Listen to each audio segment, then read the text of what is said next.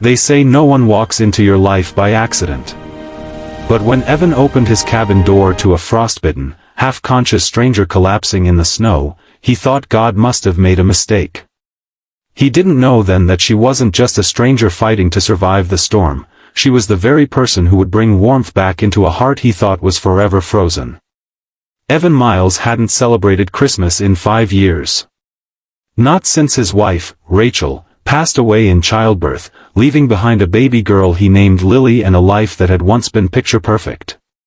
He used to be a high-powered architect in New York City, but after the tragedy, he packed up everything, left the city, and moved to a remote cabin in the Colorado mountains. He wanted silence. He wanted distance from everything that reminded him of the life he lost. But most of all, he wanted to protect his daughter, from the world, from pain, from people. Lily, now 5, had only ever known the woods, the snow, and her father's quiet love. She was sweet, curious, and far too wise for her age. And despite everything, she missed having a mother. She would often ask questions Evan didn't know how to answer. Daddy, what did Mommy's laugh sound like? Did Mommy like snow angels too? Do you think she watches us from heaven? Each question dug deeper into wounds Evan tried to forget. It was just days before Christmas when the snowstorm hit. Evan had stocked up on supplies, checked the generator, and prepared to be snowed in for at least a week. The wind howled like a wolf, and snow blanketed the cabin in layers so thick you couldn't see the path to the shed. It was around 10 p.m. when the pounding came. Evan froze. Who in the world would be out in this storm? He grabbed his flashlight and opened the heavy wooden door, only to find a woman, barely conscious, covered in ice and snow, stumbling forward before collapsing into his arms.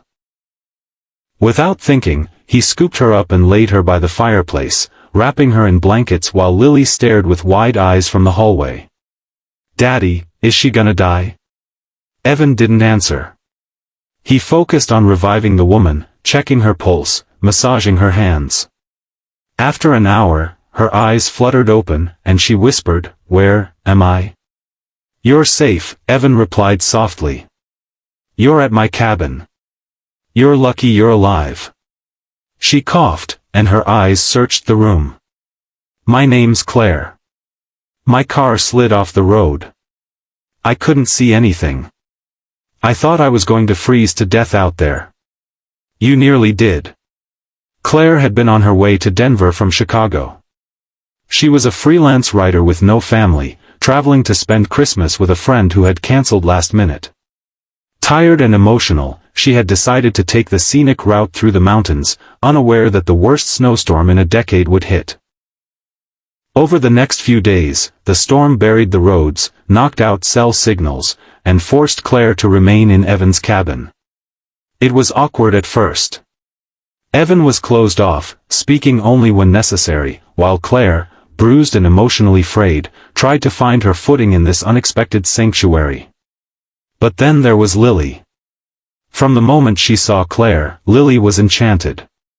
She followed her around, asked questions, told her stories, and begged her to play board games. And slowly, the ice began to melt. Claire had a warmth that Evan had forgotten existed. She was gentle with Lily but firm when needed, and she never tried to pry into Evan's past, though she could sense the sorrow hanging around him like a heavy coat. On the third day, Claire cooked dinner, real dinner.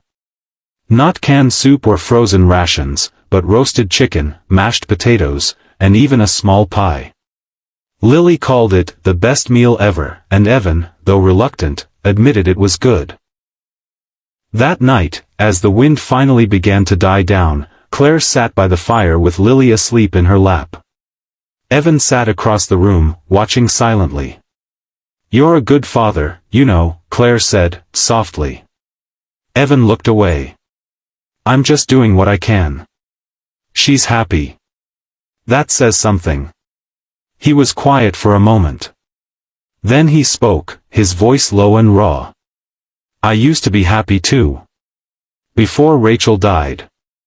I was a different person back then. Loud. Ambitious. Alive. Claire didn't interrupt. She simply listened. I thought, if I came here, I could keep Lily safe. Away from the world. Away from pain. But I think, he hesitated. I think I've been keeping her away from life too. Claire's eyes welled with tears. Not because of the tragedy, but because she recognized the courage in his voice. He was breaking through, facing his pain. For her. For Lily. By Christmas morning, the storm had cleared. The sun shone on untouched snow, glistening like a miracle. Claire and Lily built a snowman, while Evan shoveled a path to the shed. And for the first time in years, Evan smiled, a real smile.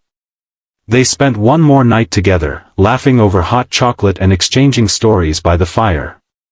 Claire told them about her dreams of publishing a book, of how she had never stayed in one place long enough to plant roots. And Evan, for once, invited her to stay longer. Not forever. Just, longer. Claire's eyes softened. Are you sure? Evan looked at Lily, who was fast asleep on the rug, then back at Claire. I've never been more sure of anything. Weeks passed. The snow melted. So did the walls Evan had built around his heart. Claire became a part of their lives, cooking, writing, helping Lily with reading. She never tried to replace Rachel, but somehow, her presence brought a new kind of peace. Eventually, Claire finished her book. She dedicated it to two people, to Evan and Lily. Who taught me that sometimes, the coldest places hide the warmest hearts. A publisher loved it. The story of a snowstorm, a broken man, and the woman who melted his heart became a bestseller. But more important than the success was the family they had become. On the following Christmas, Evan proposed, nothing grand, just a ring in a cup of hot cocoa, a smile, and trembling words. She said yes. And Lily danced around them shouting, I get to have a mommy. The cabin, once a place of retreat and mourning, became a home of laughter, learning, and love. So if you're ever caught in a storm, remember, sometimes, life's greatest gifts come wrapped in snow, delivered by fate, and warmed by the fire of second chances.